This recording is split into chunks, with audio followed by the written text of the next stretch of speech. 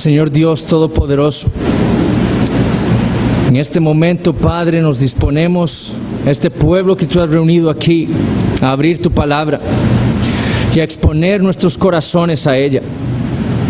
Señor, reconociendo nuestra condición, clamamos a ti por la ayuda de tu Espíritu Santo. Señor, que lo envíes con poder y que Él, Señor, nos haga entender tu palabra, nos haga sujetarnos a ella, nos dé consuelo, nos edifique, nos guíe. Y que tu palabra, Señor, el día de hoy nos muestre claramente a nuestro Señor Jesucristo, para que nosotros, tu pueblo, Señor, podamos fijar nuestros ojos en Él y vivir vidas como son dignas de ese llamado que tú nos has dado. También, Señor, pedimos por aquellos que no conocen a Cristo. Y pedimos, Señor, que tu Espíritu Santo les dé vida espiritual, les dé ese nuevo corazón que ellos tanto necesitan. Y todo esto que tú lo hagas para tu gloria. Señor, bendice este tiempo, te lo pedimos en el nombre de tu Hijo Jesucristo. Amén. ¿Podemos tomar asiento? Abrimos nuestras Biblias en la Epístola a los Hebreos, capítulo 8.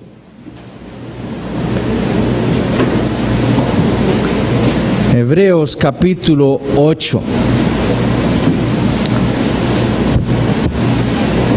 Vamos a leer los primeros 7 versículos. Hebreos 8, versículos del 1 al 7. Dice así la palabra del Señor. Ahora bien, el punto principal de lo que venimos diciendo es que tenemos tal sumo sacerdote, el cual se sentó a la diestra del trono de la majestad en los cielos, ministro del santuario y de aquel verdadero tabernáculo que levantó el Señor y no el hombre. Porque todo sumo sacerdote está constituido para presentar ofrendas y sacrificios, por lo cual es necesario que también éste tenga algo que ofrecer. Así que si estuviese sobre la tierra, ni siquiera sería sacerdote, habiendo aún sacerdotes que presentan las ofrendas según la ley, los cuales sirven a lo que es figura y sombra de las cosas celestiales, como se le advirtió a Moisés cuando iba a erigir el tabernáculo, diciéndole: mira, haz todas las cosas conforme al modelo que se te ha mostrado en el monte. Pero ahora, tanto mejor ministerio es el suyo, cuanto es mediador de un mejor pacto, establecido sobre mejores promesas. Porque si aquel primero hubiera sido sin defecto, ciertamente no se hubiera procurado lugar para el segundo. En el capítulo 8, como hemos visto en las últimas semanas, el autor ha llegado a la conclusión del primer gran punto de su sermón a esta iglesia en Roma. Su deseo era que estos hermanos entendieran, al concluir esta primera parte de su sermón, de su argumento, que nosotros los cristianos tenemos en Cristo tal sumo sacerdote. El punto principal de lo que Él les ha dicho hasta este momento es que Jesús es infinitamente superior al sumo sacerdote de los judíos. Y para reforzar esta conclusión, lo que hace en los primeros 5 versículos de este capítulo, como hemos visto hasta ahora, es resumir las excelencias, resumir todo aquello que ha dicho, las excelencias del Señor Jesucristo como sumo sacerdote de la iglesia, no solo en su persona, sino específicamente también en su obra. Pero ahora, como dice en el versículo 6, el autor va a proceder a desarrollar el segundo gran punto de su sermón. Porque para él, especialmente por la situación espiritual tan grave y tan difícil que estaban pasando muchos de estos creyentes en Roma, que estaban dudando de la superioridad de su fe, de la superioridad del cristianismo sobre el judaísmo. Para él no solo era importante recordarles que ellos tenían un mejor mediador que sus contemporáneos judíos, pero también era sumamente importante recordarles que ellos habían sido hechos parte de un mejor pacto, de aquel pacto del cual alardeaban sus detractores judíos. Y la lógica de su argumento nace de que si este Jesús en el cual ellos han confiado, el cual ellos tienen por sumo sacerdote como cristianos, si este es ese Jesús, entonces el pacto que Él media y al cual ellos ahora pertenecían por su fe, tiene que ser muchísimo mejor. Es decir, si el sumo sacerdote y mediador de la iglesia es infinitamente superior al sumo sacerdote judío que servía en el pacto antiguo, entonces el pacto en el cual se encuentra la iglesia debe, por consecuencia lógica, ser infinitamente mejor también. Noten que ese es precisamente el argumento del autor en el versículo 6. Pero ahora, tanto mejor ministerio es el suyo, cuanto es mediador de un mejor pacto, establecido sobre mejores promesas. Entonces, lo que estos hermanos debían ser recordados también era de este mejor pacto en el cual ellos ahora, como cristianos, por su fe, se encontraban en Cristo Jesús. Un pacto, como veremos, muy diferente al pacto antiguo en el cual estaban los judíos en el judaísmo. Ahora, si hay un mejor pacto, esto quiere decir primero que hay otro pacto anterior, un pacto que le antecede, pero además quiere decir que ese otro pacto anterior debe ser inferior en alguna manera al segundo. Si hay un mejor pacto, tiene que ser que hay uno anterior y que debe ser inferior a este segundo pacto. Y eso es precisamente lo que el autor dice en el versículo 7. Porque si aquel primero hubiera sido sin defecto, ciertamente no se hubiera procurado lugar para el segundo. Entonces, lo primero que deseo desarrollar, o lo primero que deseo hacer al desarrollar durante las próximas semanas todo este segundo punto del autor en este sermón, es averiguar a qué se refiere el autor con este primer pacto. ¿Qué quiere decir él cuando habla de un primer pacto? Eso nos va a ayudar a nosotros a entender por qué era defectuoso. Y más adelante en nuestro estudio nos va a ayudar a entender la diferencia clara con el segundo y mejor pacto. Y la razón por la cual ese segundo era muchísimo mejor que el primero. Pero en esta noche, hermanos, nos vamos a concentrar en 3 puntos. El primero de ellos va a ser cuál es este primer pacto al cual se refiere el autor. El segundo punto va a ser por qué ese primer pacto era defectuoso. Y el tercer punto va a ser cuáles son algunas de las diferencias entre el primero y el segundo pacto. Entonces, primer punto de este sermón. ¿Cuál es ese primer pacto al que hace referencia el autor? Primero que todo, noten que el versículo 7 en ningún lugar encontramos la palabra pacto. Él dice que hay un primero. Pero el contexto nos informa a nosotros que el autor, hablando de un mejor pacto en el versículo 6, aquí en el versículo 7 obviamente se está refiriendo a un primer pacto y a un segundo pacto, ¿cierto? Segundo, el autor habla de pactos porque este es su entendimiento de las Escrituras. Es obvio, como hemos visto en los capítulos anteriores, que el autor conoce muy bien la Biblia. Él sabe muy bien, él está empapado con todo lo que el Espíritu Santo, como él dice en el capítulo 3, ha dicho. Y está especialmente informado del trato de Dios para con los hombres. El autor entonces no está innovando en cuanto a su interpretación de la Biblia. No, él las interpreta de una manera pactual, por medio de pactos, precisamente porque entiende al estudiar la Escritura que Dios es un Dios de pactos. Es decir, que Dios obra en el mundo para su gloria por medio de pactos con los hombres. Y es por capítulos en la Biblia como este que nosotros somos bautistas reformados. Nuestra teología es una teología federal. Nuestro entendimiento de las Escrituras es uno pactual. En la mente del autor, como veremos conforme avancemos en nuestro estudio, no cabe esa idea dispensacional. ese entendimiento de un plan de Dios para el pueblo físico de Israel y otro plan distinto para la iglesia. Eso es ajeno a este autor y al Nuevo Testamento totalmente. Su entendimiento del trato de Dios para con los hombres es uno muy particular, es uno, como dijimos, de pactos entre Dios y los hombres. Un entendimiento pactual de las Escrituras. Ahora, debemos recordar que un pacto no es otra cosa que un acuerdo entre dos partes. Y cuando se refieren a estos pactos divinos de los cuales habla el autor, se refiere principalmente a un acuerdo entre Dios y los hombres. A un acuerdo en el cual Dios estipula o da ciertas condiciones a los hombres que ellos deben obedecer con el fin de que Dios los bendiga. Nosotros, por ejemplo, recuerden cuando vimos la serie de nuestro federalismo, nuestra teología de los pactos a principio de año, cuando vamos al Salmo capítulo 2, versículos 7 y 8, entendemos que Dios el Padre en la eternidad hizo un pacto, entró en un pacto con Dios el Hijo. Y entró en un pacto en donde le prometió al Hijo entregarle a todas las naciones por posesión suya. Yo publicaré el decreto, escribió David. Jehová me ha dicho, mi hijo eres tú, yo te engendré hoy. Pídeme y te daré por herencia a las naciones y como posesión tuya los confines de la tierra. Ese pacto ocurre en la eternidad cuando Dios, para su gloria, le ofrece al Hijo darle todas las naciones como posesión suya.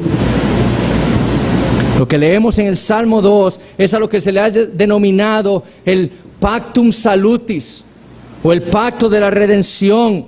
En ese pacto Dios en la eternidad, para su gloria, prometió salvar pecadores y entregárselos en las manos a su Hijo Jesucristo.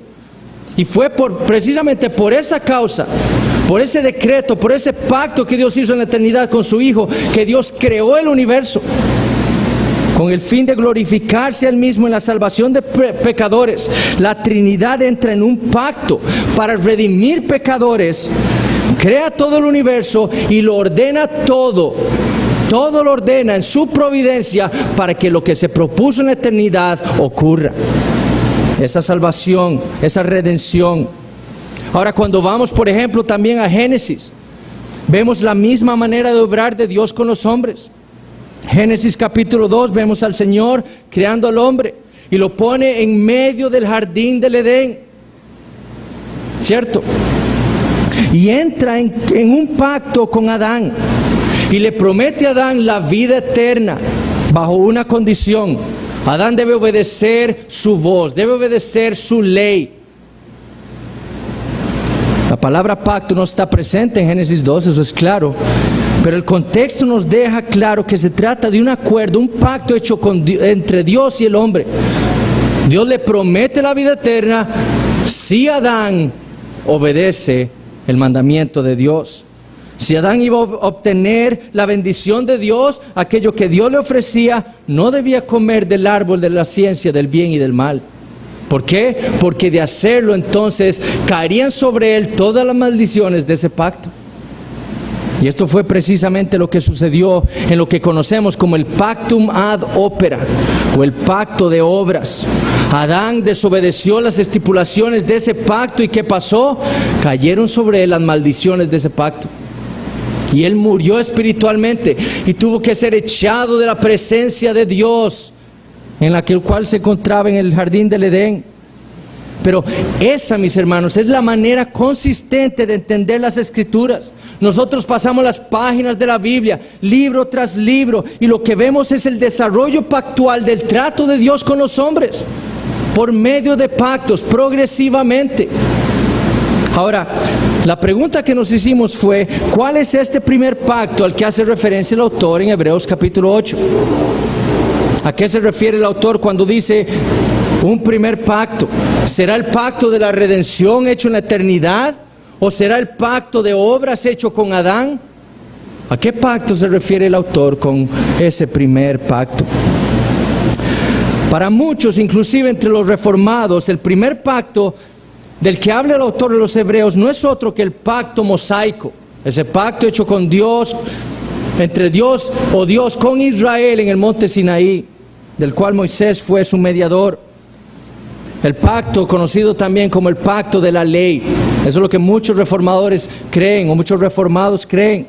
Sin embargo, yo estoy convencido que este primer pacto del que habla Hebreos incluye el pacto mosaico, pero incluye mucho más que ese pacto. Esa fue la manera en la que los bautistas particulares del siglo XVII y muchos reformados y reformadores entendieron la evidencia del Nuevo Testamento con respecto al antiguo pacto. Es decir, que incluye mucho más que el pacto mosaico. Por ejemplo, cuando Jesús le habló a los judíos, refiriéndose al antiguo pacto, le dijo esto en Juan 7, versículos 22 y 23. Por cierto, Moisés os dio la circuncisión, no porque sea de Moisés, sino de los padres. Es decir, Jesús está refiriendo al antiguo pacto y dice que en el antiguo pacto Moisés le dio la circuncisión al pueblo. Pero no porque esa circuncisión fuera de Moisés, sino que venía de Abraham, de los padres. Jesús ata el pacto abrahámico con el pacto mosaico en el antiguo pacto. Pablo, reprendiendo a la iglesia en Galacia, le dice: y otra vez testifico a todo hombre que se circuncida que está obligado a guardar toda la ley. El Señor Jesús y Pablo unen la circuncisión dada a Abraham con la ley dada a Moisés de una manera indisoluble, como lo acabamos de ver. Para ambos está unido lo que le fue dado a Abraham con lo que le fue dado a Israel por medio de Moisés. Además, otra evidencia del Nuevo Testamento: ¿cómo fue que Esteban inició su defensa contra los judíos que lo acusaban a él de haber transgredido la ley? ¿Cómo fue que él inició su defensa recordando el antiguo pacto? Empezó con Moisés. ¿Qué dice en Hechos 7:2? Varones, hermanos y padres, oíd, el Dios de la gloria apareció a nuestro padre Abraham. Para Esteban, el antiguo pacto con Israel inicia con Abraham y no con Moisés. Lo que queda claro en toda esta defensa de Esteban es que el antiguo pacto, así como lo fue para Jesús y Pablo, incluía los pactos abrahámico, mosaico, y si ustedes leen Hechos 7, Esteban también trata con el pacto davídico. Para el Nuevo Testamento, así como para el autor a los Hebreos, el primer pacto abarcó todo el periodo desde la caída hasta la llegada del Señor Jesucristo y el establecimiento del nuevo pacto. Específicamente enfocándose en el pacto abrahámico, mosaico y davídico, como vamos a ver ahorita más adelante. Es por eso que él va a decir, el autor de los Hebreos, en Hebreos 9:15, así que por eso es mediador, ¿quién? Jesucristo, de un nuevo pacto, para que interviniendo muerte para la remisión de las transgresiones que había bajo el primer pacto, los llamados reciban la promesa de la herencia eterna. Cristo vino a ser el mediador de un mejor pacto, ¿para qué? Para remisión de las transgresiones que ocurrieron en el primer pacto. ¿Ok? Eso es lo que dice Hebreos 9:15. ¿Estaba David bajo el primer pacto? Sí. ¿Estaba Moisés bajo el primer pacto? Sí. ¿Estaba Abraham bajo el primer pacto? Sí, porque Cristo murió por él. ¿Estaba Abel bajo el primer pacto? Para el autor de los Hebreos, Abel estaba en el primer pacto, porque en Hebreos 11 dice que las transgresiones de Abel cometidas en el primer pacto fueron remitidas por la muerte del Señor Jesucristo. Cristo vino a morir para remitir, perdonar, para el perdón de los pecados cometidos bajo el primer pacto. Entonces, cuando nosotros vemos nuestras Biblias, ¿qué es lo que vemos? Un Antiguo Testamento, un Antiguo Pacto y un Nuevo Testamento. El primer pacto se refiere a nuestro Antiguo Testamento. Todo lo que ocurrió en la historia de la humanidad desde la caída del hombre hasta el establecimiento del nuevo pacto en Cristo Jesús. Pero específicamente para el autor de los Hebreos, enfocándose en el pacto abrahámico, mosaico y davídico. Este era el primer pacto. Ese era el primer pacto según el Nuevo Testamento. Y ese era el primer pacto al que se estaban aferrando los apóstatas que habían salido de esta iglesia. Ellos habían dicho creer en el Señor Jesucristo, habían dicho estar ahora en el nuevo pacto y después dijeron, ya no queremos estar en este nuevo pacto. Volvemos al primer pacto, al pacto de los judíos. Ese era el primer pacto al cual se estaban aferrando estos apóstatas y al cual se aferraron los judíos contemporáneos de estos creyentes en Roma. Segundo punto, ¿cuál era el defecto entonces de ese primer pacto? Y recuerden que ese es el calificativo que el autor a los hebreos le da a ese primer pacto en el versículo 7. Él afirma que hubo la necesidad, dice, que se procuró lugar para el segundo pacto. ¿Por qué? Precisamente porque el primero fue con defecto o fue defectuoso. Lo que el autor desea que estos hermanos tengan muy claro es que ese primer pacto al que habían vuelto esos apóstatas y del cual se enorgullecían estos judíos del primer siglo era reprochable, fallido, con faltas, defectuoso, con manchas. Eso es lo que implica ese término en el original. Por eso fue necesario, porque era defectuoso, fallido, manchado. Por eso fue necesario que Dios hiciera un segundo pacto. ¿Ven la lógica? ¿Ven la lógica del autor? Ahora, ¿por qué era defectuoso? Esa es la pregunta. ¿Qué era lo que hacía de ese pacto reprochable o que tuviera faltas? Bueno, para entender eso debemos tener claro el propósito con el cual se dieron aquellos pactos, especialmente los pactos abrahámico, mosaico y davídico en el Antiguo Testamento. El pacto abrahámico. En Génesis capítulo 12 nosotros vemos a Dios llamando a un gentil, a un caldeo llamado Abraham. El Señor lo busca y le dice, vete de tu tierra, vete de tu parentela y de la casa de tu padre a la tierra que te mostraré. Y Dios promete bendecir a Abraham. Abraham escucha, él cree la voz de Dios y obedece al Señor. Toma a su esposa, toma a su sobrino Lot, todas sus posesiones y se va camino de tierra de Canaán. En Génesis 17 nosotros leemos que Dios vuelve a visitar a Abraham para confirmar el pacto hecho con él. Y le dice en Génesis 17, versículo 14, he aquí mi pacto es contigo. Dios vuelve a Abraham para confirmar el pacto hecho con él y le dice, he aquí mi pacto es contigo, nada más. Y le confirma las promesas que Dios estaba atando en ese pacto a Abraham.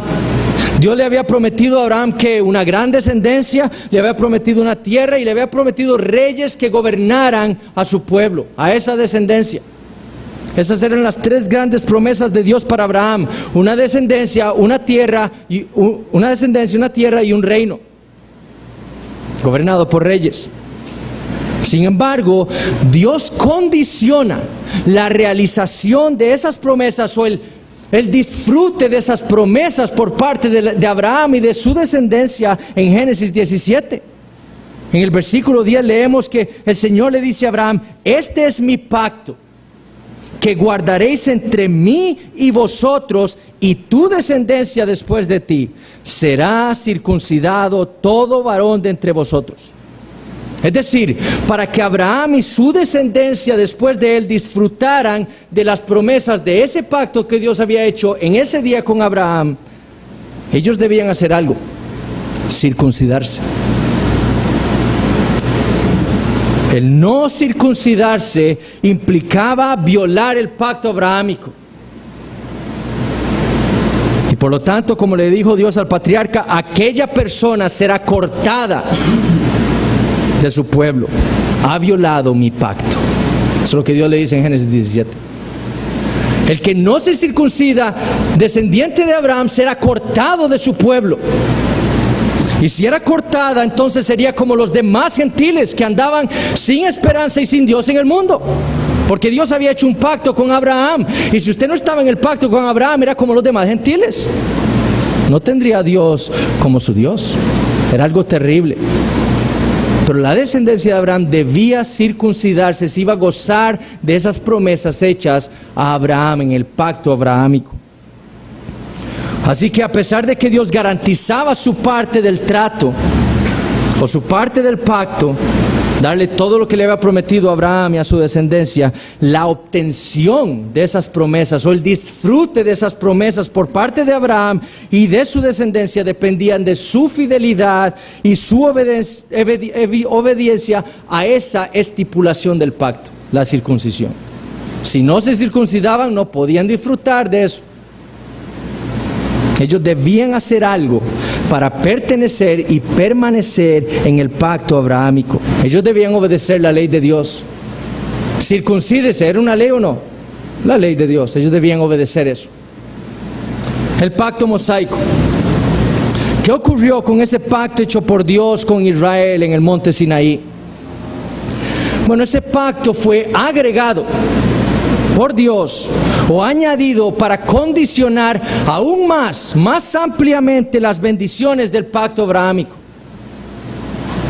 Israel era la descendencia de Abraham y el pacto mosaico fue añadido ¿para qué? Para ampliar más las restricciones del pacto abrahámico. El propósito era regir, gobernar a toda aquella descendencia que Dios había separado del mundo por medio de la circuncisión. Dios entonces, con el fin de regir a esa gran nación, a esa descendencia de Abraham, le da su ley a Israel por medio de Moisés. Y le dijo esto en Éxodo 19:5. Ahora pues, si diereis oído a mi voz, y si guardareis mi pacto, vosotros seréis mi especial tesoro sobre todos los pueblos, porque mía es toda la tierra. Si diereis oído a mi voz, si guardareis mi pacto. Condicionalidad. Es decir, si Israel iba a permanecer siendo el pueblo de Dios, entonces debían vivir de acuerdo a la ley que Dios les había dado en el monte por medio de Moisés. Y eso es lo que leemos en Éxodo 24. Para poder disfrutar de las promesas que Dios le había hecho a Abraham, su padre, de quien había salido Israel, ellos nuevamente debían hacer algo: obedecer la ley de Dios. Es decir, así como lo fue en el pacto abrahámico, en este pacto con Israel, en el monte Sinaí, este pacto era un pacto condicional. Es decir, dependía de la obediencia del pueblo. En Génesis 19, versículos 7 y 8 leemos lo siguiente. Entonces vino Moisés y llamó a los ancianos del pueblo y expuso en presencia de ellos todas estas palabras que Jehová le había mandado. La ley. Moisés reúne a todos y les dice: esto es lo que Dios ha dicho que debemos hacer, su ley. Y todo el pueblo respondió a una y dijeron: todo lo que Jehová ha dicho, haremos. Y Moisés refirió a Jehová las palabras del pueblo. Moisés fue a Jehová y le dijo: el pueblo dijo que todo eso lo iba a hacer. De la misma manera, hermanos, que el pacto abrahámico, Israel debía aquí en este pacto mosaico hacer algo para pertenecer y permanecer en el pacto. En este caso ahora debían obedecer la ley, el decálogo que Dios le había dado a Israel por medio de Moisés. ¿Y qué del pacto davídico? El propósito de ese pacto, que lo leemos en 2 Samuel capítulo 7, el propósito de ese pacto era enfocar el pacto de la ley o el pacto mosaico ya no sobre toda la nación de Israel, sino sobre una persona, el rey de Israel. Debido a la incapacidad de todo el pueblo de obedecer la ley de Dios, la voz de Dios, el Señor enfoca los requerimientos de aquel pacto mosaico, del pacto de la ley, sobre el rey. Ahora el rey sería el encargado de cumplir la ley de Dios en favor del pueblo o en lugar del pueblo, para poder disfrutar de las promesas hechas a Abraham, de una tierra, de una descendencia, de permanecer en la tierra, de tener una descendencia, de tener aún reyes gobernándolos. El rey debía ahora obedecer la ley. Ya no la nación, ahora era el rey. Él debía cumplir las estipulaciones del pacto. Cuando el rey hacía lo que era recto delante de los ojos de Dios, ¿qué pasaba con Israel? Era bendecido. Pero cuando el rey hacía lo malo delante de los ojos de Dios, ¿qué le pasaba al pueblo? Era castigado. Segunda de Samuel 24. David censó al pueblo y eso fue un pecado. ¿Y qué hizo Dios? Escoge, ¿qué quieres? ¿Hambre o muerte para Israel? Y vino la peste. No a David, a Israel. ¿Por qué? Porque David, el rey, quien representaba a Israel, no cumplió la ley. Por lo tanto, todo Israel sufrió las consecuencias. El Salmo 132 dice: en verdad juró Jehová a David, haciendo referencia a 2 de Samuel capítulo 7, y no se retractará de ello. De tu descendencia, o sea, de la descendencia de David, pondré sobre tu trono. Si tus hijos, de nuevo, noten esas condiciones, si tus hijos guardaren mi pacto y mi testimonio que yo les enseñaré, sus hijos también se sentarán sobre tu trono para siempre. Es decir, si usted quiere tener a uno de sus hijos en el trono, gobernando Israel, deben escuchar mi voz. El rey. Esa era la condición. Eso es lo que el pacto davídico establecía. Ya no toda la nación debía cumplir la ley de Dios, ahora era el rey en lugar del pueblo. Entonces, como ocurrió con el pacto abrahámico y con el pacto mosaico, para que Israel pudiera pertenecer y permanecer en el pacto con Dios, el rey debía hacer algo: obedecer la ley. Escribió un pastor bautista reformado: debido a que el pacto mosaico controla todo el pacto abrahámico, tanto el pacto abrahámico como el davídico, es la referencia primaria del Nuevo Testamento cuando habla del antiguo pacto. Sin embargo, el pacto mosaico no puede ser dividido o desconectado de los pactos abrahámico y davídico, por lo cual los tres se combinan para formar el pacto antiguo.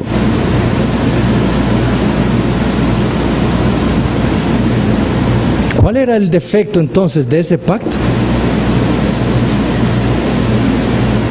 ¿Qué nos dice la Biblia? Hebreos 7:19.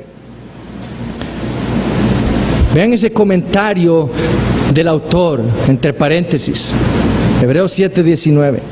Pues nada perfeccionó la ley. El antiguo pacto, al ser un pacto condicional, como hemos visto, uno que requería de las obras, de la obediencia de los hombres a las estipulaciones de ese pacto, es decir, a la ley de Dios, con el fin de que ellos pudieran disfrutar de las bendiciones que Dios prometía darles en ese pacto, era defectuoso.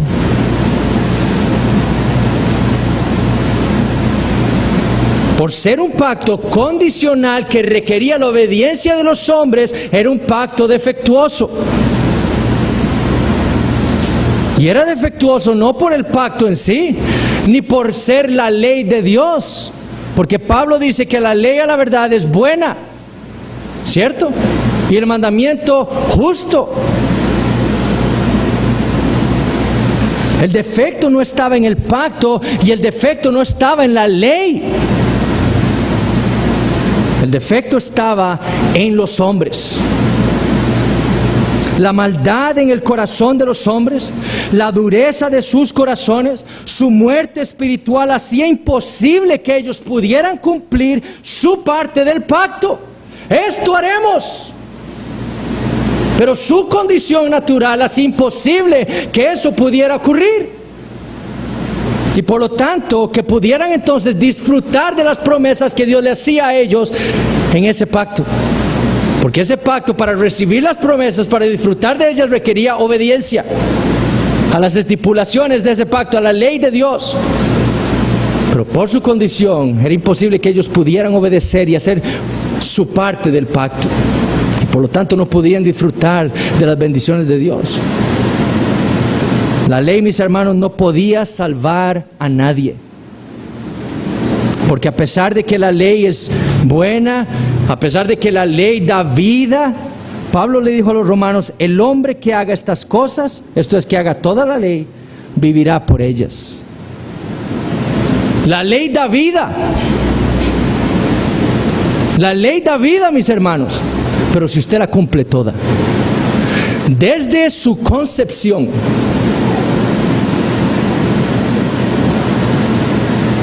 eso debe poner un gran terror en nuestros corazones, hermanos.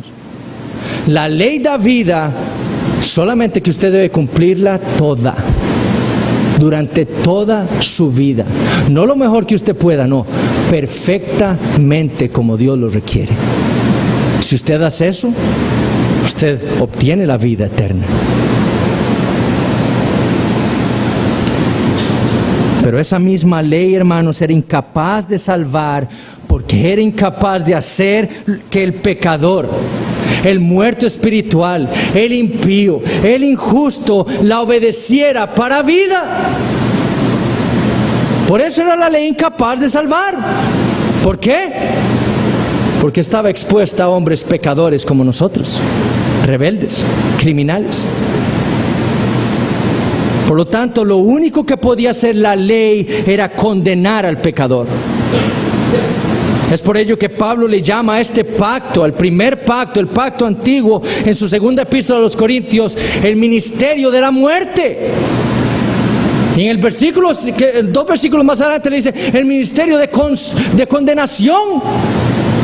Porque eso era lo único que podía hacer la ley, condenar a los hombres, a pesar de que era buena y de que podía dar vida solamente al que viviera para hacerla toda.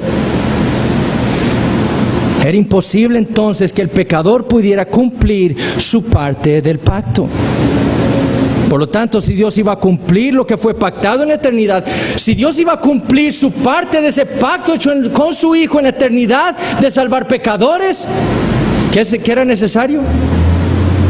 Un segundo y mejor pacto. Un nuevo pacto era necesario.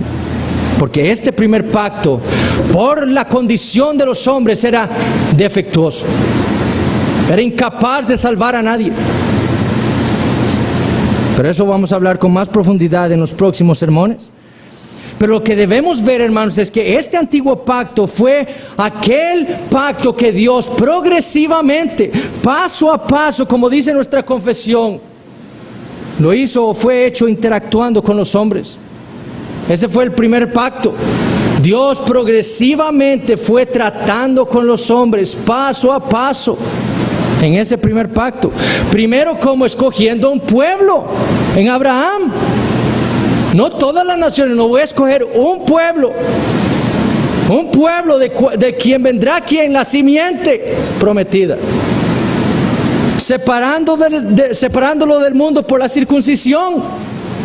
Mi pueblo será todo aquello que está circuncidado.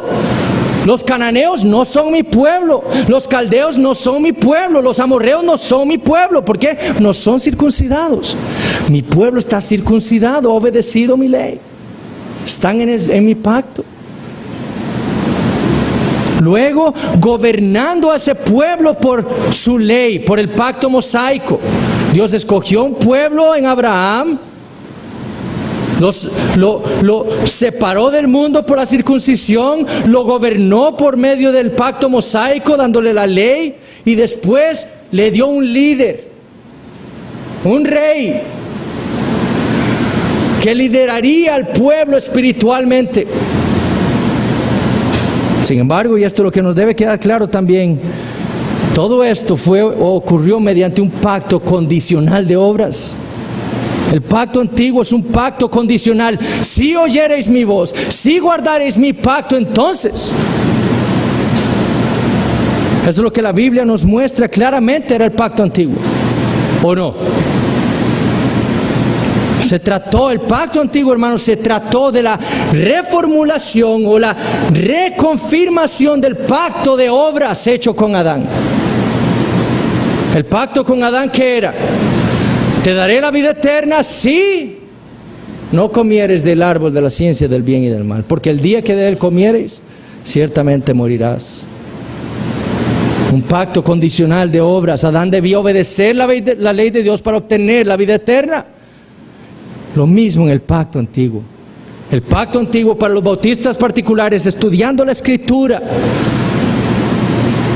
era un pacto condicional, era la reconfirmación, la reformulación de aquel pacto de obras hecho con Adán. Israel debía hacer esto, obedecer la ley de Dios, si quería gozar de las promesas y las bendiciones de Dios en el pacto. Si no lo hacía, castigo. Y finalmente, ¿qué perdió? Perdieron su tierra y perdieron todo lo que para ellos era estimable. ¿Por qué? Porque ellos quebrantaron ese pacto antiguo.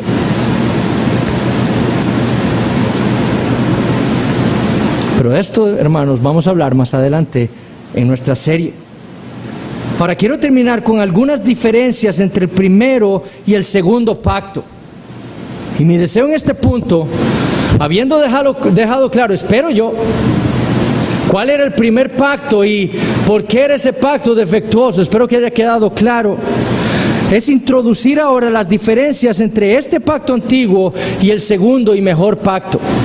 Y solo algunas diferencias que nos van a ayudar a nosotros para entender los próximos sermones cuando tratemos directamente con el nuevo pacto, con este segundo y mejor pacto del que habla el autor en capítulo 8.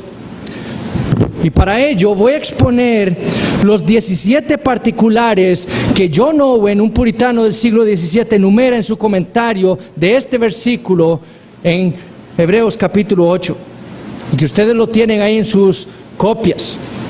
Ahí deje un espacio por si usted quiere anotar algo más de las referencias que yo voy a hacer aquí, o de los comentarios de Owen.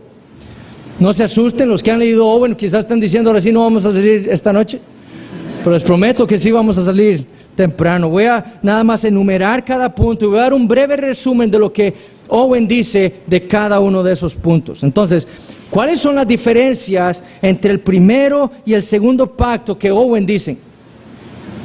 Owen dice entonces, primero, estos dos pactos difieren en la circunstancia de tiempo en cuanto a su promulgación, declaración y establecimiento. Es decir, el primer pacto fue declarado por Dios con Israel en el monte Sinaí, luego de haberlo sacado de Egipto, y fue establecido cuando el pueblo dio su consentimiento. Esto haremos, ¿ok? Obligándose formalmente a cumplir el pacto. El nuevo pacto, por el contrario, fue declarado, como dice Hebreos 1:2, en estos postreros días, en el cumplimiento de los tiempos, como dice Efesios capítulo 1, versículo 10, y fue establecido con la muerte, con la resurrección, con la ascensión de Jesucristo y el regalo del Espíritu Santo para su pueblo. Ahí fue establecido el nuevo pacto, diferente con el pacto antiguo. Segundo, ellos difieren en la circunstancia del lugar en cuanto a su promulgación. El primero fue hecho en el monte Sinaí, el otro en el monte de Sión. La ley del segundo pacto salió de Jerusalén, la ciudad de Dios.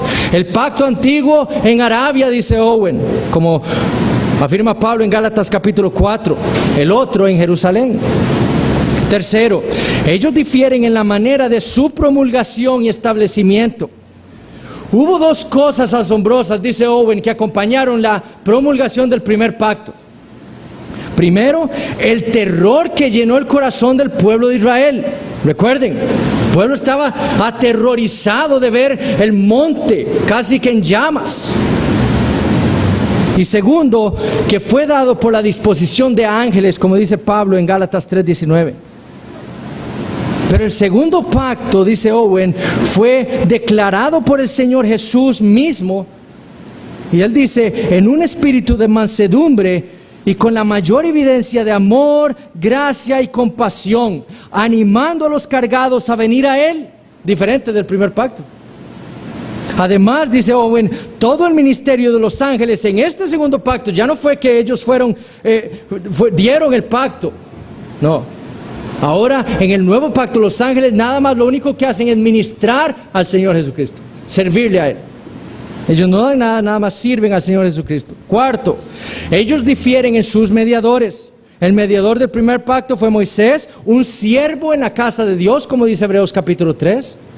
Pero el mediador del segundo pacto fue el Hijo de Dios mismo, como hijo sobre su casa, diferente al primer pacto. Quinto, ellos difieren en sus asuntos tanto en cuanto a sus preceptos y promesas, estando la ventaja aún en el nuevo pacto. Primero, dice Owen, el pacto antiguo renovó los mandamientos del pacto de obras hecho inicialmente con Adán. ¿Ven lo que les dije? Prohibió el pecado y prometió vida a aquellos que obedecieran perfectamente la ley. Y escuchen esto. Pero en el segundo pacto, la primera cosa que se propone es el cumplimiento y el establecimiento del pacto de obras, tanto en sus mandamientos y en sus sanciones, en la obediencia y el sufrimiento de su mediador. Lo primero que promete el nuevo pacto es que el pacto de obras en el cual nos encontramos todos los hombres fue cumplido ya por el Señor Jesucristo. Él lo hizo todo por nosotros. Él cumplió el pacto de obras que Adán debió cumplir, que Israel debió cumplir en nuestro lugar. Segundo, el pacto antiguo, dice Owen, no prometía gracia ni vida eterna, sino lo mismo que contenía el pacto de obras. Esto es, el hombre que haga estas cosas vivirá por ellas. En el nuevo pacto todo es diferente, como lo vamos a ver. Sexto, ellos difieren, y esto principalmente en la manera de su dedicación y sanción. Es decir, todo pacto, para que fueran solemnes y pudieran ser considerados como pactos, debía haber derramamiento de sangre. El primer pacto fue hecho solamente con sacrificios de bestias, dice Owen, cuya sangre fue derramada sobre todo el pueblo en Éxodo 24. Pero el nuevo pacto fue confirmado solemnemente por el sacrificio y la sangre de Cristo. Y el Señor, dice Owen, muriendo como el mediador y fiador del pacto, compró todas las cosas buenas a favor de la iglesia. 7. Ellos difieren en los sacerdotes que oficiarían delante de Dios a favor del pueblo. El pacto antiguo, Aarón y su posteridad, pero en el nuevo el Hijo de Dios es el único sacerdote de la iglesia, dice Owen. 8. Ellos difieren en los sacrificios en los cuales depende la paz y la reconciliación con Dios. Y esto no voy a decir nada. 9. Ellos difieren en la manera de su escritura o inclusión solemne. Todos los pactos de Dios, dice Owen, fueron solemnemente escritos, ya sea en tablas de bronce o en tablas de piedra. ¿Con qué fin? Para que pudieran ser preservadas fielmente, para que los hombres supieran qué era lo que Dios había dicho. Por ello el pacto antiguo fue escrito en tablas de piedra que eran mantenidas en el arca del pacto.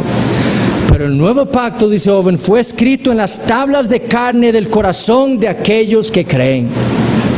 Ahí fue establecido para que fuera solemne. 10. Ellos difieren en sus propósitos, dice Owen. El propósito principal del primer pacto fue descubrir el pecado, condenarlo, restringirlo.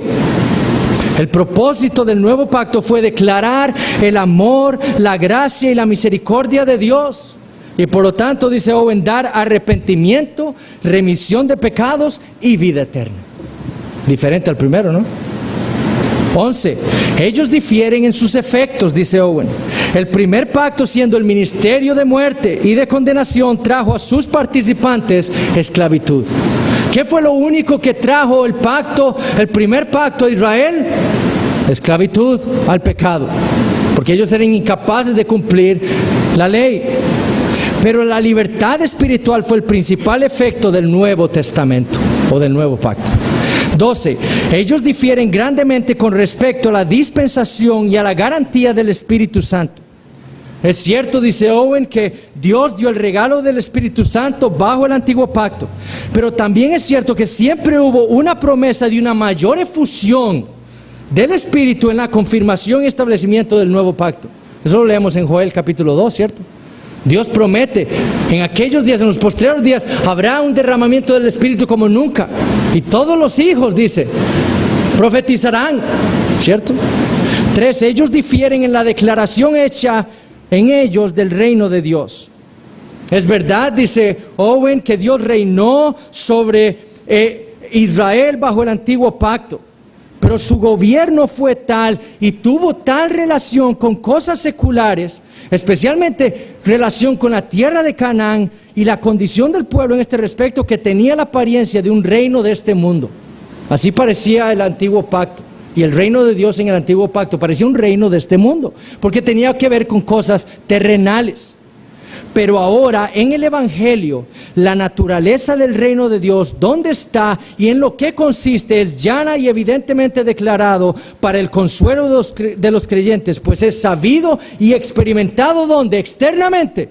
No, internamente. Es espiritual y celestial. Abraham supo que lo que Dios le había prometido no era Canaán. ¿Era qué? Una tierra una ciudad que Dios había construido, ¿cierto? Antes externo, como vimos la semana pasada, y ahora interno, el nuevo pacto. 14. Ellos difieren en sustancia y finalidad. El pacto antiguo fue de tipos y sombras y fue removible. Dios lo quitó, fue defectuoso. Fue necesario un nuevo pacto. El nuevo pacto es sustancial y permanente. Y dice Owen, este fue el diseño divino en las ordenanzas de la adoración que pertenecieron a aquel pacto, para tipificar y representar lo celestial y verdadero del nuevo pacto. Y esto es lo que dice el autor en capítulo 8, versículo 5. 15. Ellos difieren en la extensión de su administración de acuerdo a la voluntad de Dios. El primer pacto fue confinado a la posteridad de Abraham de acuerdo a la carne, y a ellos especialmente la tierra de Canaán, con solo algunos pocos prosélitos que se incluyeron en Israel, ¿cierto? Pero el pacto antiguo era exclusivamente casi con Israel. Pero la administración del nuevo pacto se extiende a todas las naciones bajo el cielo. Otra diferencia.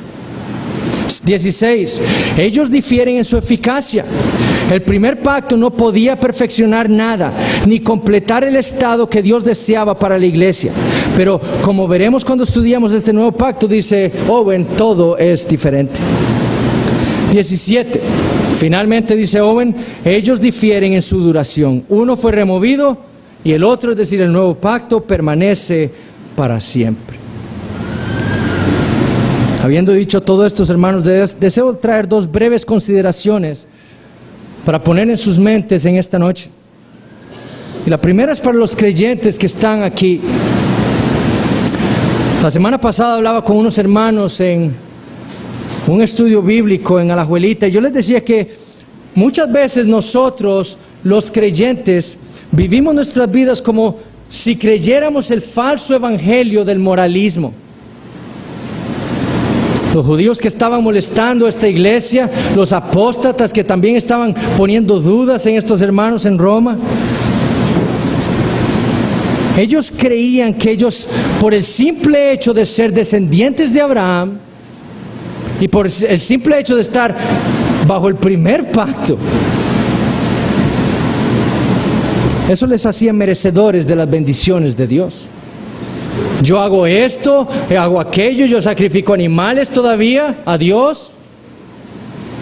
Yo merezco las bendiciones de Dios. Ellos eran el personaje del fariseo en la parábola que el Señor Jesús habla acerca del fariseo y el publicano. Ese fariseo que decía, Dios, te doy gracias porque no soy como los otros hombres, ladrones, injustos, adúlteros, ni aun como este publicano. Ayuno 2 veces a la semana. Doy diezmo de todo lo que gano. Muchas veces nosotros los creyentes vivimos así, creyendo ese falso evangelio del moralismo. Cuestionamos a Dios, cuestionamos su bondad, cuestionamos su misericordia hacia nosotros porque no tenemos esto o aquello. Dios, no me has dado esto que tanto anhelo. Voy a la iglesia todos los domingos, voy al culto de oración siempre, más que todos los hermanos. Leo la Biblia. ¿Por qué no me das esto que anhelo?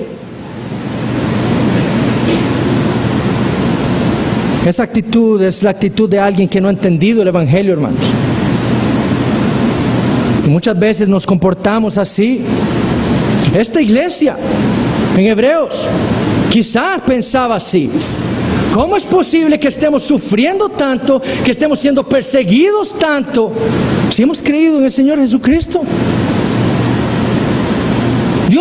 Hacemos tantas cosas por el reino. Eso es lo que el autor ha dado evidencia y que hemos visto nosotros en el capítulo 10. Hacemos tanto por el reino. ¿Por qué nos persiguen? Por favor, danos paz. Es por eso para el autor era tan importante recordarles el evangelio a estos hermanos. Ellos, como nosotros mismos, debemos ser recordados todos los días de lo que Dios hizo por nosotros en su Hijo Jesucristo. Todos los días. Pablo le dijo a los romanos, siendo enemigos, siendo nosotros enemigos, fuimos reconciliados con Dios por la muerte de su Hijo. Dios nos dio para su gloria y por su infinito amor a su Hijo Jesucristo. Lo mató en la cruz del Calvario, descargó sobre él toda la copa de su ira por nuestros pecados, para salvarnos, para darnos en él todas las cosas. Yo no merezco nada, hermanos. Yo hoy me levanté sin merecerlo, comí sin merecerlo, abracé a mi esposa sin merecerlo, tengo hijos sin merecerlo, mañana voy a ir a trabajar sin merecerlo. Dios me salvó sin merecerlo, por gracia. ¿Quién soy yo para cuestionar la bondad y la sabiduría de Dios? ¿Por qué vivimos así muchas veces? Dios nos ama, hermanos. Y la mayor evidencia del amor de Dios para nosotros está en la cruz del Calvario. En Cristo, crucificado. A Él lo dio Dios por nosotros, lo entregó. No lo escatimó, sino que lo entregó por todos nosotros. ¿Usted quiere saber si Dios lo ama? Ve a la cruz. Lo más precioso para Dios lo entregó para salvarnos inmerecidamente. Dios lo ama a usted. Dios le ama si usted es un cristiano. No cuestione su bondad para con usted. Esté contento con lo que Dios le ha dado hasta el día de hoy, que no merecemos nada. Y me ha dado pan, una familia, trabajo. ¿Qué más puedo pedir? Me ha dado la salvación, la vida eterna en su Hijo Jesucristo. Meditando en el Evangelio, hermanos, ese entendimiento nos va a hacer cambiar nuestra vida cristiana. Dejar de vivir sufriendo como si mereciéramos algo más. Si meditamos en el Evangelio, hermanos, vamos a vivir para Dios, sabiendo el amor suyo para con nosotros, para su gloria, agradecidos con lo que nos ha dado hasta el día de hoy. No cuestionemos su bondad, no cuestionemos su sabiduría, no cuestionemos su misericordia, sino confiemos, viendo la cruz de Cristo, fijando nuestros ojos en el Señor Jesucristo, que Él nos ama. Él nos ama.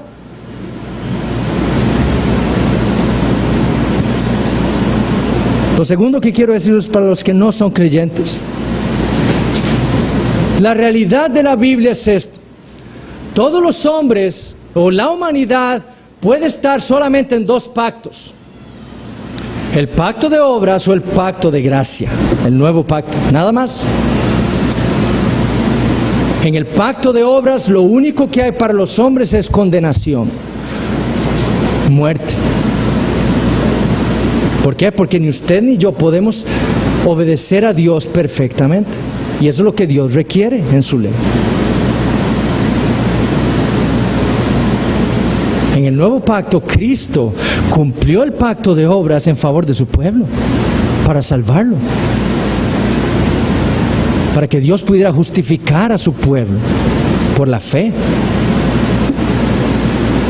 Si usted no está en Cristo, si usted no ha creído en el Señor Jesucristo, si usted no se ha arrepentido de su maldad, de haber quebrantado el pacto de obras, usted está aún en ese pacto. Y lo único que habrá para usted es la condenación que dice Pablo a los Corintios. Si usted quiere escapar de la ira de Dios, lo único que debe hacer usted es estar en el nuevo pacto.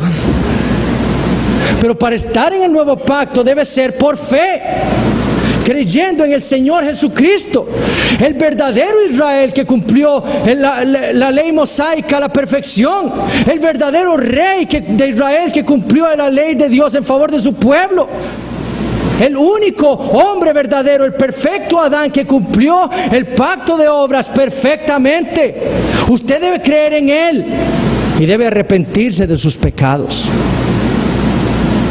Y sepa que cuando usted cree, deposita su confianza, toda su fe en ese precioso Salvador, usted va a ser salvo y va a obtener las promesas de vida eterna que Dios le hizo a Jesús en ese nuevo pacto. Usted va a gozar de la vida eterna que Dios ha prometido en ese pacto. Pero fuera de Cristo, lo único que hay es condenación. Por lo tanto, es por eso que nuestro ruego siempre, que usted se arrepienta de sus pecados, que vea su maldad contra Dios. Dios nos ha dado su ley y cada uno de nosotros la ha quebrantado.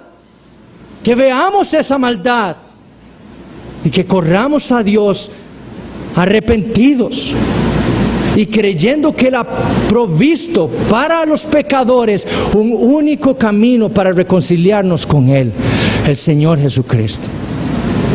Oremos. Padre Santo, te damos gracias por tu palabra. Te damos gracias, Señor, por el pacto de gracia, este segundo y mejor pacto que tú hiciste para salvar pecadores como nosotros, y por medio del cual tú no solo salvaste en la antigüedad, sino que continúas salvando el día de hoy. Y por eso, Señor, te pedimos que hoy salves a aquellos que no están en Cristo Jesús, aquellos que no han creído y que no se han arrepentido, Señor. Padre, transfórmalos por tu Espíritu Santo, dales ese nuevo corazón que necesitan, dales fe y arrepentimiento. Y todo esto con el fin de que tú seas glorificado. Oh Señor, te damos gracias por la esperanza que hallamos en tu palabra. Bendícela y que traiga fruto para tu gloria. Te damos gracias en el nombre de tu Hijo Jesucristo. Amén.